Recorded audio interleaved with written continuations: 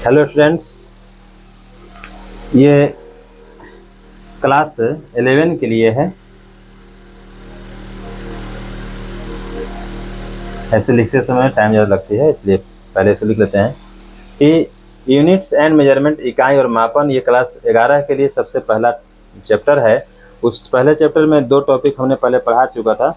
वो था need for measurement, ये हमने पहले पढ़ाया है, नीड फॉर मेजरमेंट्स। और दूसरा हम लोग चैप्टर इसके टॉपिक पढ़े थे कि unit for measurement, unit for measurement. तो ये दोनों चीज़ के बारे में हम लोग एक बार पिछले वीडियो में देख लेंगे। वह क्या है कि मेजरमेंट की आवश्यकता क्या है और मेजरमेंट जो होती है उसकी हर मेजरमेंट की इकाई क्या होती है, वो इससे क्या संबंध रखती है।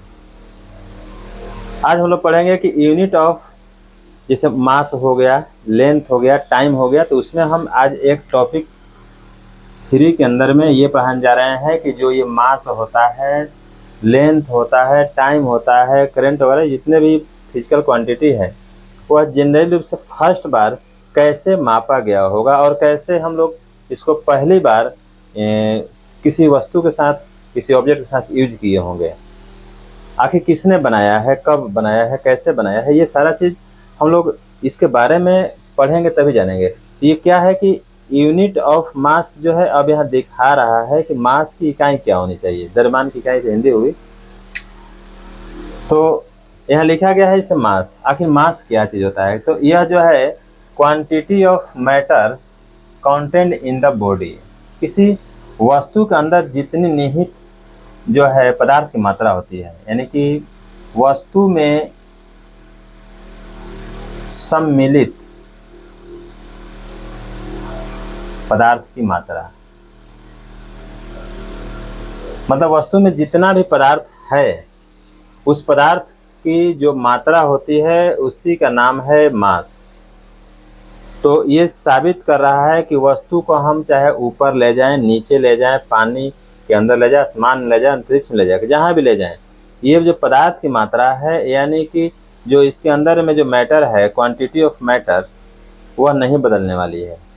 तो इसको डायरेक्शन से कोई मतलब ही नहीं है। मतलब कि ये पदार्थ किसी बॉडी के अंदर में जितना रहता है वह हमेशा बना हुआ रहता है, तो उसी को यहाँ बोला गया है मास। तो the mass of body is the quantity of matters content in the body. Body के अंदर में जितना भी पदार्थ की मात्रा सम्मिलित होती है उसी को हम लोग मास बोलते हैं। ये कभी जीरो नहीं हो सकता है। ऐसा कभी नहीं है कि ये जो है मास, अगर हम बोलें कि ये मास बराबर -10 ग्राम, ऐसा कभी नहीं होता है।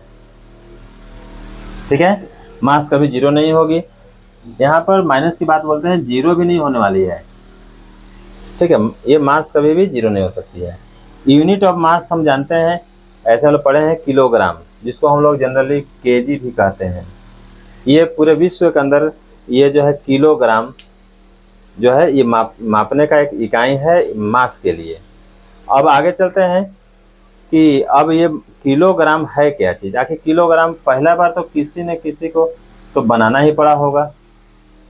तो हम क्या चीज़ ऐसा रखें। अब मान लेते हैं कि यहाँ हम अब इतना बड़ा कोई वस्तु है ना, ये मान ले पेन है, ये पेन, इसी को हम 1 किलोग्राम मानते हैं। लेकिन ये जो है पेन कुछ दिन के बाद ये खुद डिस्ट्रॉय होने वाला है, बहुत जल्दी डिस्ट्रॉय हो जाएगा। तो अगर यही अगर उसका स्टैंडर्ड बनेगा तो कुछ दिन के बाद ये बदल जाएगा, क्योंकि टेम्परेचर, प्रेशर, ये इसके वजह से इसका धीरे धीरे क्षरण होगी, डिस्ट्रॉयड का मॉडल लेगा। और ये फिर 1 किलोग्राम अगर जो है उस वज़न को, जो हम बोले कि 1 किलोग्राम यही वज़न है, तो अगर हम 50 साल 60 साल के बाद अगर चेक करेंगे तो ये वस्तु का वज़न जो आज है वह कल बदल जाएगा। तो ऐसी स्थिति में हम लोग ऐसे एलिमेंट का चुनाव करना होगा जो बहुत मतलब सालों साल तक बदल ना पाए। वैसे स्थिति में हम लोग प्लेटिनम और इरिडियम का एक मिश्र धातु है, एलॉय है, उसको हमने बनाया। अब वह जो है, मान लेते हैं कि वस्तु है, इसमें प्लेटिनम इरिडियम दोनों मिला हुआ है ना। अब इस पदार्थ को हम लोग बोल दिए 1 किलोग्राम। अब पूरे वर्ल्ड वाइड ये जो है कंप्लीट रूप से 1 किलोग्राम इसी वजन को बोला जाएगा। अब इससे हम लोग तुलना करेंगे ये, क्योंकि यह जो है यूनिट है। अब इस यूनिट को अगर 2 बार हम कर दें, इस यूनिट के बराबर अगर हम 2 बार हम किसी चीज़ को तौल दें तो 2 किलो हो जाएगा। इस यूनिट के बराबर अगर हम 3 बार किसी चीज़ को तौल दें तो 3 किलो हो जाएगा। इसी यूनिट के बराबर अगर हम 10 बार तौल दें, 10 बार अगर इसी वजन से 10 बार तौल दें तो 10 किलोग्राम हो जाएगा। तो किलोग्राम जो मापा गया जो वजन है, जो हम लोग अभी जनरली जो देखते हैं वही वजन किलोग्राम है। वह किलोग्राम का स्टैंडर्ड जो पैमाना होता है वह इससे प्लेटिनम इरिडियम का जो एलॉय है वह उसका जितना वजन दिखाया गया है कि इतना वजन है, उस वजन को ही किलोग्राम कहा गया है। और वही वजन पूरे वर्ल्ड में 1 किलोग्राम को वैलिड करती है। लेकिन रखा कहाँ गया है, तो यहाँ लिखा हुआ है international bureau of weight and measures, ठीक है, एट सेवरस। सेवरस एक जगह है, इसको सेवरस बोलेंगे। सेवरस एक जगह है जो फ्रांस जो देश है, पेरिस का नाम जानते होंगे। फ्रांस देश के पेरिस में सेवरस एक जगह है। वहीं पर जो international bureau of weight and measurement, जो मेजर्स बोलते हैं, ठीक ना, इसके ऑफिस में ये रखा हुआ है, मतलब कि उसके जगह पर वो रखा हुआ है। अगर हम पूरे वर्ल्ड के अंदर हो सकता है कि सभी ये मेजरमेंट किलो वाला समाप्त हो जाए तो फिर से वहाँ हम लोग शुरू करेंगे, वहाँ से किलो को अपना प्राप्त कर लेंगे। चलिए अब आगे चलते हैं। इसके किलोग्राम के बाद भी और भी इसका बहुत सा मेजरमेंट का मॉडल दिया गया है। जैसे the mass of 1 cubic decimetre of water at 4 degree Celsius. हम जानते हैं वाटर के बारे में कुछ बातें। वाटर जो है 4 डिग्री सेल्सियस पर सबसे ज़्यादा डेंसिटी होता है, सबसे ज़्यादा घनत्व रखता है। अगर 4 डिग्री से ज़्यादा होता है तो इसका, और 4 डिग्री से कम होता है तो भी इसका घनत्व डेंसिटी घट जाती है। ये वाटर का सबसे बड़ा ये खूबी है। तो 4 डिग्री सेल्सियस पर वाटर का घनत्व सबसे ज़्यादा होता है। तो 4 डिग्री सेल्सियस पर वाटर को 1 क्यूबिक डेसीमीटर, क्यूबिक समझते हैं ना, जिसे क्यूब हुआ, एक बर्तन है जिसकी लंबाई भी 1 डेसीमीटर, चौड़ाई भी 1 डेसीमीटर और ऊंचाई भी 1 डेसीमीटर हो, और उसको इस टेम्परेचर वाले पानी को अगर भर दें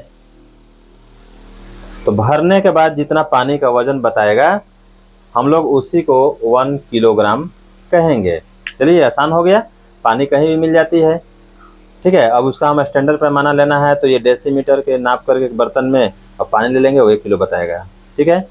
अब अगला है बात है माइक्रो। देखिए माइक्रो का मतलब ये छोटा छोटा, ये 1 माइक्रोग्राम, 1 माइक्रो हुआ, ये म्यू है, 1 माइक्रोग्राम हो गया, मिलीग्राम हो जाता है mg, तो 1 ये मिलीग्राम है, ठीक है।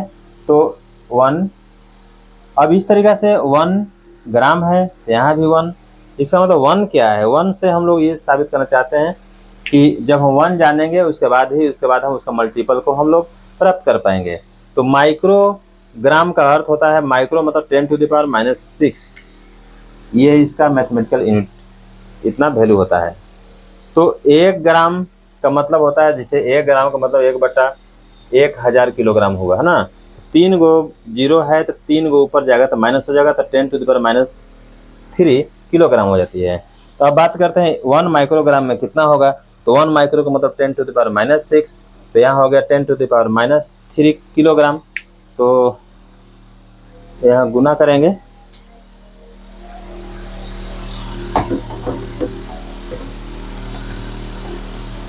तो ये देखें कितना हो जाता है, 10⁻⁹ किलोग्राम, यानी 1 माइक्रोग्राम बराबर 10⁻⁹ किलोग्राम होता है। 1 मिलीग्राम बोलते हैं, तो यहाँ पर 1 मिली का मतलब कि उसमें 10⁻³ होना चाहिए, है ना। और वह जो है 1 ग्राम में 10⁻³ हुआ, तो दोनों जोड़ेंगे तो 10⁻⁶ ये हो गया, ये केजी में आ गया, ठीक है। और यहाँ इसको भी केजी लिखेंगे यहाँ पर, और 1 ग्राम तो जानते ही हैं, 1 ग्राम का मतलब जैसे लिखा 10⁻³ केजी मैंने किलोग्राम, तो 1 ग्राम इक्वल टू 10⁻³ किलोग्राम। ये किलोग्राम किलोग्राम किलोग्राम किलोग्राम सभी जगह किलोग्राम हो गया। ऐसा क्यों किया गया? क्योंकि किलोग्राम ही इस मास के लिए यूनिट बनाई गई है।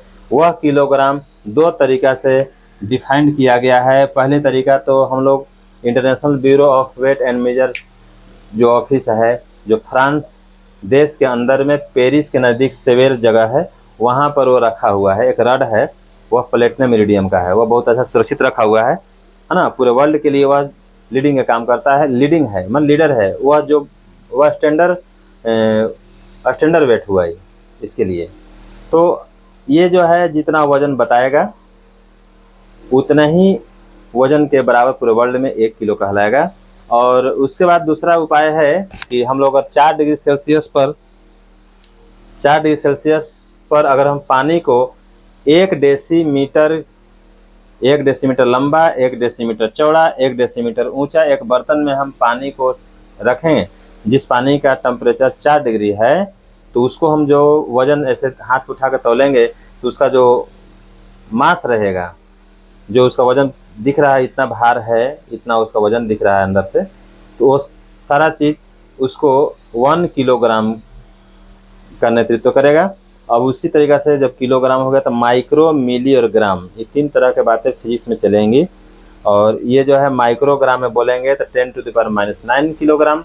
मतलब ये हो गया कि माइक्रो का मतलब 10⁻⁶, 1 माइक्रो, 1 मिली का मतलब 10⁻³ होता है, ये पहले से हम जानते हैं। अब इसको गुना करेंगे तो 10⁻⁹ किलोग्राम बराबर 1 माइक्रोग्राम, और 1 मिलीग्राम का मतलब 10⁻⁶ kilogram, 1 gram equal to -10⁻³ kilogram. ठीक है, अब आगे हम लोग टॉपिक चेक करें।